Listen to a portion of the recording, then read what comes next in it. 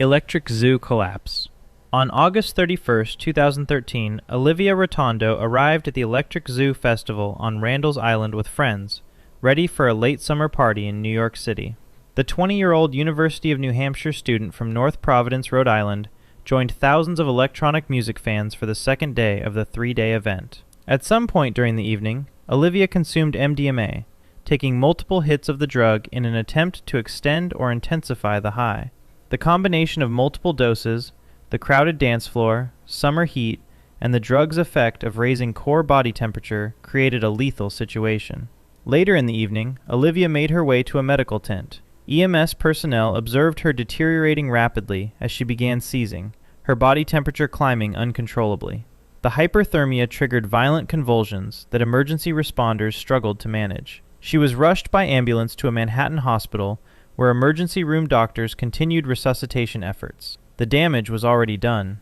Her core body temperature had reached a lethal level due to the MDMA and hyperthermia combination, overwhelming her body's ability to regulate vital functions. Olivia Rotondo was pronounced dead at 9:26 p.m. on August 31, 2013. The medical examiner ruled her cause of death acute MDMA intoxication with hyperthermia.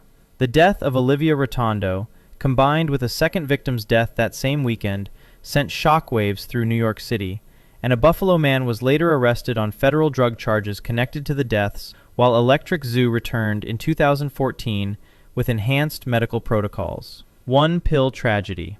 On October 21, 1995, Anna Victoria Wood told her parents she was sleeping over at a girlfriend's house. The 15-year-old from Sydney's North Shore had other plans. She slipped out to the Phoenician Club in inner-city Ultimo to attend an Apache Rave, a warehouse-style dance party with live DJs. Outside the club, around 11 p.m., she and school friends purchased single MDMA tablets from a street dealer and consumed them before entering. By 5 a.m., as the rave wound down, Anna began vomiting in the club bathrooms. Friends drove her to a house in Belrose and put her to bed, believing she would sleep it off. Anna became fixated on drinking water to clear her system, convinced hydration would help her recover. She consumed large quantities of water throughout the morning, unaware she was creating a far more dangerous situation. By 10 a.m., her parents were finally called and immediately summoned an ambulance. Anna was rushed to Royal North Shore Hospital, where doctors diagnosed hyponatremia, water intoxication, and cerebral edema. The excessive water consumption had diluted her blood sodium to critical levels, causing her brain to swell. Despite intensive medical intervention, the damage was irreversible. 3 days later, on October 24, 1995, Anna was declared brain dead and life support was removed. Her death triggered a national moral panic and led to the New South Wales Code of Practice for Dance Parties in 1997, mandating free chill-out rooms and water stations at all dance clubs. Underage at EDC. On June 26, 2010, Sasha Rodriguez managed to slip past security into the Electric Daisy Carnival at the Los Angeles Memorial Coliseum. The 15-year-old drill team member from the Atwater neighborhood had bypassed the 16-plus age policy with apparent ease. The event attracted approximately 185,000 people over 2 days, with rampant ecstasy use reported throughout the venue. Sasha consumed ecstasy, and as afternoon temperatures climbed, she began drinking cold water rapidly. The ecstasy compromised her body's ability to regulate electrolytes. The large volume of water shocked her system and diluted her blood sodium. Witnesses described Sasha becoming increasingly disoriented, hallucinating with her eyes rolling back, before she collapsed and hit her head hard. Paramedics found her in respiratory arrest. She was rushed to California Hospital Medical Center, where doctors placed her on life support, but her brain had been starved of oxygen too long. Medical staff fought to save her over 3 days of intensive care. On Tuesday, June 29th, Sasha was pronounced dead around 5:30 p.m. from MDMA intoxication and oxygen deprivation caused by water intoxication complications. The coroner ruled oxygen deprivation to the brain was caused by rarely seen hydration complications after taking MDMA.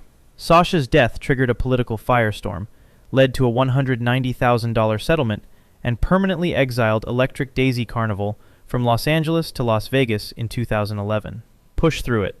On December 9, 2018, Callum Brosnan headed to the Knockout Games of Destiny hardstyle rave at Sydney Showground.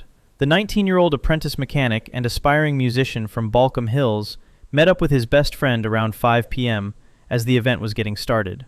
They spent most of the night dancing and performing with glow-stick gloves, trying to earn praise from the crowd. Callum had ingested MDMA capsules earlier in the evening, somewhere between 6 and 9 pills, though he was unaware of the exact quantity.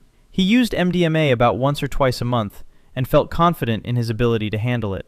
Around 11:30 p.m., his friend noticed Callum standing motionless, staring blankly at the stage, no longer dancing. His friend asked if he needed a break. Callum responded with words that would haunt everyone later. "I'm just going to keep a strong mind and push through it." As they made their way toward the exit around midnight, Callum began to stumble badly, his legs no longer responding predictably. At Olympic Park train station, Callum collapsed, turning gray in the face, repeatedly losing consciousness. An ambulance was called immediately. Callum was rushed to Concord Hospital, where his core body temperature was recorded as extremely elevated. By early morning of December 10th, Callum Brosnan was pronounced dead from MDMA and cocaine toxicity with severe hyperthermia. A major coronial inquest in 2019 examined multiple drug-related deaths at Australian music festivals, with recommendations focused on harm reduction through pill testing services. Real quick, if you find this informative, I cover stories like these regularly. Consider subscribing if you'd like to see more. Now back to the video. Double-strength pills. At the Mutiny Festival on England's south coast in May 2018, Georgia Jones arrived with friends to enjoy what seemed like a regular outdoor music festival. The 18-year-old from Havant, Hampshire, looked forward to an afternoon of music and dancing. Sometime during the afternoon, she took what she believed were 2 standard ecstasy tablets, unaware these were double-strength MDMA pills, formulated with roughly twice the typical concentration of the drug. Within hours, Georgia's condition deteriorated as her body struggled to process the overwhelming amount of MDMA. She became extremely hot, her body going rigid, her muscles convulsing uncontrollably. Georgia began seizing violently and continuously in a medical emergency that lasted between 45 and 50 minutes. Her body temperature had become so dangerously elevated that it triggered the prolonged seizure, compounding heat stress on her organs and overwhelming medical responders. Paramedics and festival medical personnel rushed her to Queen Alexandra Hospital in Portsmouth. Despite aggressive emergency interventions, Georgia suffered cardiac arrest as her heat-stressed heart failed under the cumulative strain. She was pronounced dead at Queen Alexandra Hospital from MDMA toxicity and hyperthermia. Georgia's mother, Janine Milburn, went public with raw Facebook posts, warning other teens, telling media outlets, "If nothing else, I hope what has happened to her will deter you from taking anything, ever." And the second day of Mutiny Festival was canceled as a safety precaution. Hard Summer Lawsuit. Hard Summer 2015 drew approximately 122,000 people to the Pomona Fairplex over 2 days, featuring The Weeknd, Jack U, The Chemical Brothers, and other major acts. Katie Dix, a 19-year-old student at Cal State Channel Islands from Camarillo, California, attended the festival on August 1st with the expectation of a fun day of music and dancing. At some point during the afternoon or early evening, witnesses saw Katie drinking alcohol and taking a drug orally, likely ecstasy or MDMA. As temperatures climbed and crowd density increased around the stages, Katie began experiencing classic signs of MDMA toxicity.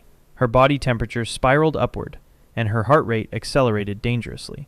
Around 7 p.m., Katie went into respiratory and cardiac distress as her lungs and heart began to fail under cumulative stress. She collapsed, and security and medical personnel rushed to assist her, but were criticized for moving her between multiple on-site medical tents with confusing and chaotic transfers. Finally, an ambulance transported Katie to Pomona Valley Hospital Medical Center.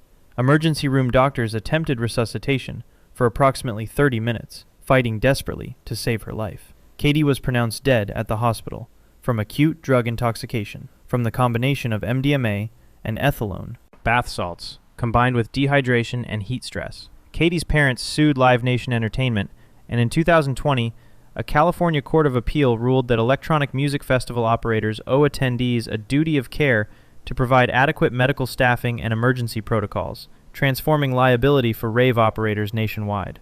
27th floor. Emily McCawn was a 22-year-old pre-med student at the University of Arizona who dreamed of becoming a doctor and had done charity work in Peru and Honduras. She traveled to Las Vegas with friends to attend Electric Daisy Carnival at Las Vegas Motor Speedway on the final night of the three-day festival in June 2012. During the festival on Sunday evening, June 10th, Emily took MDMA and began dancing with her group of friends. As the night wore on, something went terribly wrong. Emily began to experience severe paranoia and anxiety, convinced a man was stalking her through the crowd. Her friends, concerned about her distress, walked her to festival security and asked them to call her a cab. Emily rode alone back to the Circus Hotel, a decision that haunts her friends to this day. Arriving at her 27th floor hotel room in the early morning hours of June 11th, Emily barricaded the door and pulled the SIM card from her phone so she couldn't be tracked. She sent terrified Facebook messages to friends. "They haven't come for me yet," she wrote in desperation.